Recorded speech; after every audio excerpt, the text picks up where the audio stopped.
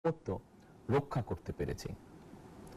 তাবেদার মুক্ত বাংলাদেশে জনগণের ভোটে জনগণের কাছে জবাবদিহিমূলক একটি নতুন সরকার যাত্রা শুরু করেছে।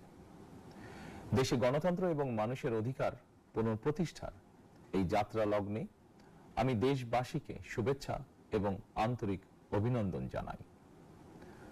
স্বাধীনতা প্রিয়, গণতান্ত্রিক আমি প্রিয়। জনগণের কারণেই দেশে আবার মানুষের অধিকার, সম্মান এবং মর্যাদার পুনঃপ্রতিষ্ঠার সুযোগ সৃষ্টি হয়েছে।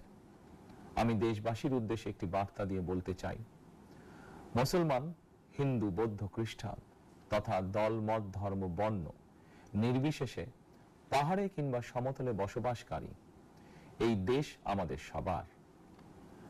প্রতিটি নাগরিকের জন্যই এই দেশকে আমরা একটি নিরাপদ ভূমিতে পরিণত করতে চাই। একটি স্বনির্ভর, নিরাপদ, মানবিক, গণতান্ত্রিক বাংলাদেশ প্রতিষ্ঠাই বিএনপি সরকারের লক্ষ্য। প্রিয় দেশবাসী, ফ্যাসিবাদের সময়কালে দুর্নীতি দুঃশাসনে পর্যুদস্ত একটি ভঙ্গুর অর্থনীতি, দুর্বল শাসন কাঠামো আর অবনতিশীল আইন শৃঙ্খলা পরিস্থিতির মধ্য দিয়ে নতুন সরকার যাত্রা শুরু করেছে।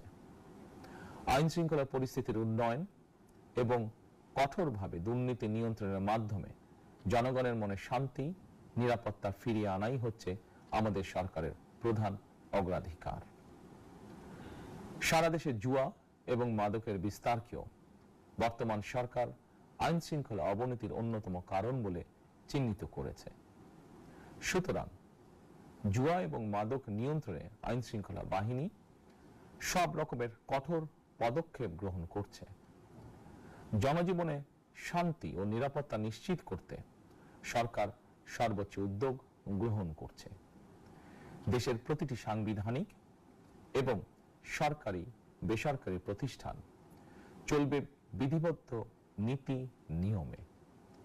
দলীয় কিংবা রাজনৈতিক প্রভাব, প্রতিপত্তি অথবা জোর জবরদস্তি নয়। আইনের শাসনই হবে রাষ্ট্র পরিচালনার শেষ কথা। প্রিয় দেশবাসী, আগামীকাল থেকে সারা দেশে শুরু হতে যাচ্ছে পবিত্র মাহে রমাদান। আমি দেশবাসীকে পবিত্র মাহে রমাদানের শুভেচ্ছা জানাই। রমাদান আত্মশুদ্ধির মাস। আমরা যদি আত্মশুদ্ধি শব্দটির মর্মার্থ উপলব্ধি করি, তাহলে এই মাসে মানুষের ভোগান্তি বাড়ার কথা নয়। যদিও আমাদের অনেকের মধ্যেই এই মাসটিকে ঘিরে ব্যবসায় অধিক মুনাফা লাভের প্রবণতা লক্ষণীয়। আপনাদের প্রতি আমার বিনীত আহ্বান, রমাদানের পবিত্রতা রক্ষার্থে এই মাসটিকে আপনারা ব্যবসা মুনাফা লাভের মাস হিসাবে পরিগণিত করবেন না।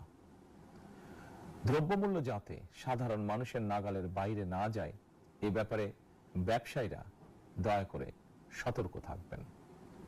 হাজারো প্রাণের বিনিময় একটি মাফিয়া সিন্ডিকেটের পতন ঘটিয়ে রাষ্ট্র এবং সরকারের জনগণের অধিকার প্রতিষ্ঠার অঙ্গীকার নিয়েই আমরা রাষ্ট্র পরিচালনার দায়িত্ব গ্রহণ করেছি। বিএনপি সরকার সকল ক্ষেত্রেই অনাচার অনিয়মের সকল সিন্ডিকেট ভেঙে দিতে বদ্ধপরিকর ইনশাআল্লাহ। ক্ষুদ্র, মাঝারি কিংবা ছোট বড় সকল ব্যবসায়ীদের প্রতি বর্তমান সরকারের দৃষ্টিভঙ্গি সহজ এবং স্পষ্ট। বর্তমান সরকার ব্যবসায়ী এবং ক্রেতা সাধারণ উভয় স্বার্থ রক্ষা করে প্রয়োজনীয় পদক্ষেপ গ্রহণ করতে চায়। সুতরাং সরকারের পক্ষ থেকে কি ধরনের উদ্যোগ গ্রহণ করলে বাজার পরিস্থিতি নিয়ন্ত্রণে থাকবে কিংবা ক্রেতা বিক্রেতা উভয়েরই স্বার্থ রক্ষা হবে, এ ব্যাপারে আপনাদের যে কোনো ধরনের পরামর্শ কিংবা অভিযোগ শুনতে সরকার প্রস্তুত। ক্রেতা বিক্রেতা গ্রহীতা এই সরকার সকলেরই সরকার। এই সরকার আপনাদেরই সরকার। আপনারাই ভোটের মাধ্যমে এই সরকারকে রাষ্ট্র পরিচালনার দায়িত্ব দিয়েছেন। আপনারাই এই সরকারের শক্তি। প্রিয় দেশবাসী, পবিত্র রমাদান মাসে রোজাদারগণ বিশেষ করে ইফতার, তারাবি, সেহরি এই সময়গুলোতে নিরবিচ্ছিন্নভাবে গ্যাস, পানি ও বিদ্যুৎ সরবরাহ পেতে চান। এই বিষয়টি নিশ্চিত করতে এরই মধ্যে আমি সংশ্লিষ্ট কর্তৃপক্ষকে নির্দেশনা দিয়েছি।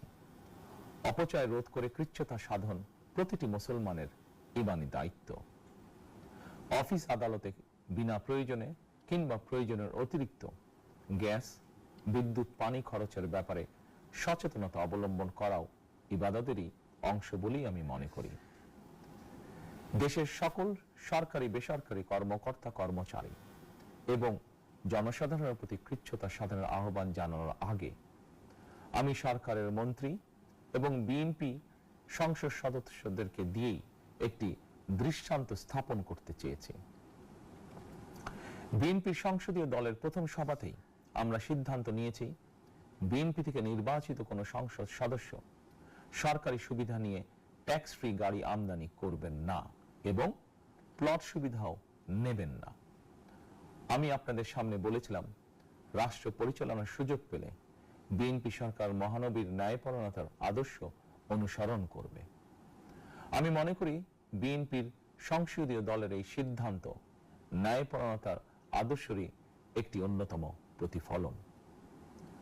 প্রিয় দেশবাসী, বিভাগীয় শহরগুলিতে বিশেষ করে রাজধানী ঢাকায় যানজট অত্যন্ত নিয়ন্ত্রণহীন। হাটে মাঠে ঘাটে, অফিস আদালতে জনগণের ভোগান্তির শেষ নেই। জনজীবনের নানা ক্ষেত্রে জনদুর্ভোগ লাঘব করা না গেলে জনমনে স্বস্তিও ফিরবে না। রাজধানীতে জনসংখ্যার চাপ কমাতে বিকল্প ব্যবস্থা গ্রহণ করা জরুরি হয়ে পড়েছে। মানুষ তার নিজ জেলায় কিংবা নিজের বাসা বাড়িতে থেকেও যাতে সহজভাবে সঠিক সময়ে অফিস আদালত ব্যবসা বাণিজ্য করতে পারেন, সেই লক্ষ্যকে সামনে রেখেই সারা দেশে রেল যোগাযোগ ব্যবস্থা ঢেলে সাজানোর উদ্যোগ নেওয়া হচ্ছে। এই পরিকল্পনার অংশ হিসাবে প্রথমেই রেল, নৌ, সড়ক এবং সেতু মন্ত্রণালয়ের কার্যক্রম পুনর্বিন্যাস ও সমন্বয় করা হচ্ছে।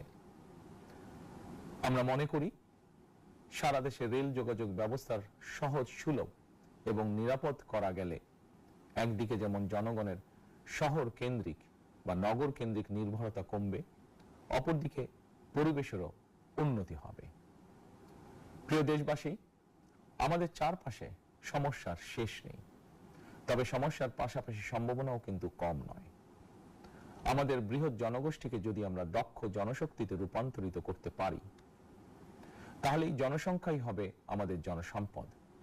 আমরা নিজেদেরকে দক্ষ করে গড়ে তুলতে পারলে শুধু বাংলাদেশই নয়, বিশ্ব বাজারও আমাদের জন্য উন্মুক্ত।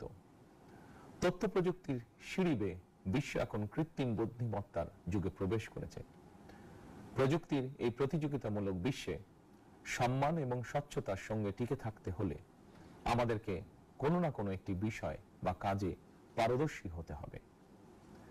দেশের কোটি কোটি শিক্ষার্থী এবং তরুণ যুবশক্তির উদ্দেশ্যে বলতে চাই, মেধায়, জ্ঞানে, বিজ্ঞানে নিজেদেরকে যোগ্য করে গড়ে তোলার জন্য যত রকমের সহযোগিতা দেওয়া যায় সব রকমের সহযোগিতা দিতে বর্তমান সরকার প্রস্তুত।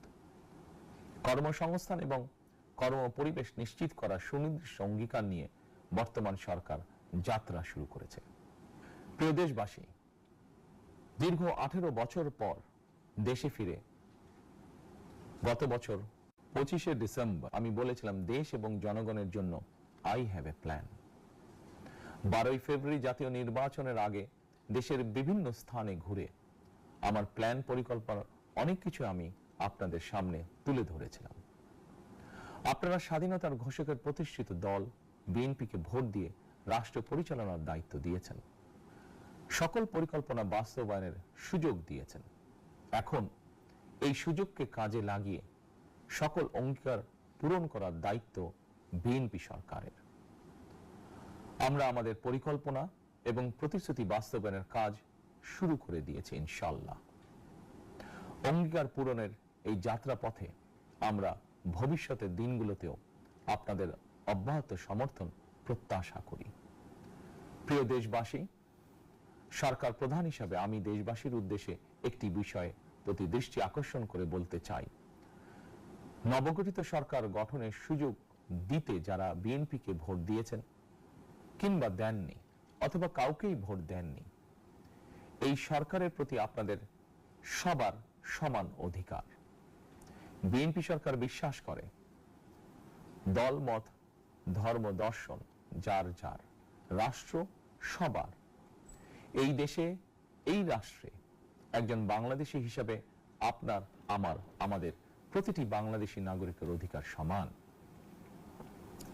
প্রিয় দেশবাসী, আল্লাহ আমাদের সবাইকে নিরাপদ এবং সুস্থ রাখুন। আল্লাহ আমাদের সকলকে ইতিবাচক পরিকল্পনাগুলো বাস্তবায়নের তৌফিক দিন। পবিত্র রমাদান মাস শুরুর শুভ লগ্নে আল্লাহর দরবারে এই নিবেদন রেখে আমার বক্তব্য শেষ করছি। আল্লাহ হাফেজ। বাংলাদেশ জিন্দাবাদ।